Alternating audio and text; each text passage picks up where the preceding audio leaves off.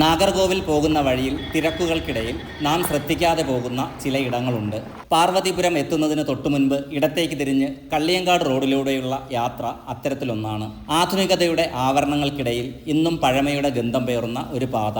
കുറച്ചു ദൂരം മുന്നോട്ട് പോകുമ്പോൾ വലതുവശത്ത് നെൽവയലുകളിലേക്ക് ഇറങ്ങിപ്പോകുന്ന ഒരു മൺപാത കാണാൻ കഴിയും. കൊരമണി എന്നാണ് ഈ പ്രദേശം അറിയപ്പെടുന്നത്.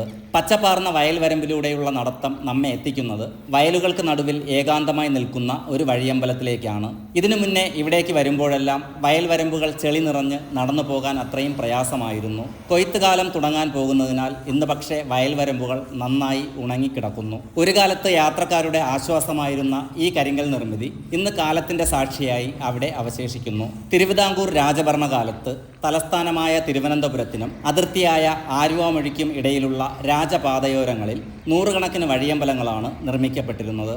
ഗതാഗത സൗകര്യങ്ങൾ കുറവായിരുന്ന അക്കാലത്ത് കാൽനടയാത്രക്കാർക്ക് ഇത് കേവലം ഒരു നിർമ്മിതി മാത്രമായിരുന്നില്ല, മറിച്ച് കരുതലായിരുന്നു.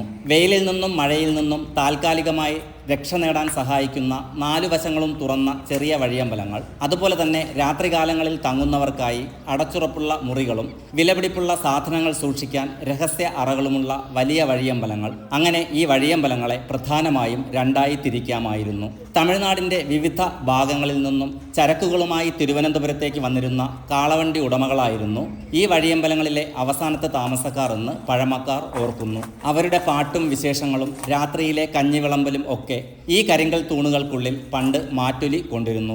റോഡ് വികസനവും വാഹനങ്ങളുടെ തിരക്കും വന്നതോടെ ഈ വഴിയമ്പലങ്ങൾ വിസ്മൃതിയിലായി. സംരക്ഷണമില്ലാതെ വന്നപ്പോൾ ഇവയിൽ പലതും സാമൂഹ്യ വിരുദ്ധരുടെ താവളങ്ങളായി മാറി. പലയിടങ്ങളിലും വഴിയമ്പലങ്ങളിലെ അമൂല്യമായ കരിങ്കൽ തൂണുകൾ മോഷ്ടിക്കപ്പെടുകയും സമീപത്തെ ഭൂ ഉടമകൾ സ്ഥലം കയ്യേറി ഇവയെ സ്വകാര്യ സ്വത്താക്കി മാറ്റുകയും ചെയ്തു. ആവാരംപൂ, ദേവ അങ്ങനെ ചില തമിഴ് സിനിമകളിൽ ഈ വഴിയമ്പലം കാണിക്കുന്നുണ്ട്. നമ്മുടെ ചരിത്രത്തിൻ്റെ ഭാഗമാകേണ്ട ഈ പൈതൃക സ്മാരകങ്ങൾ സംരക്ഷിക്കപ്പെടാതെ പോകുന്നത് വലിയൊരു നഷ്ടം തന്നെയാണ്.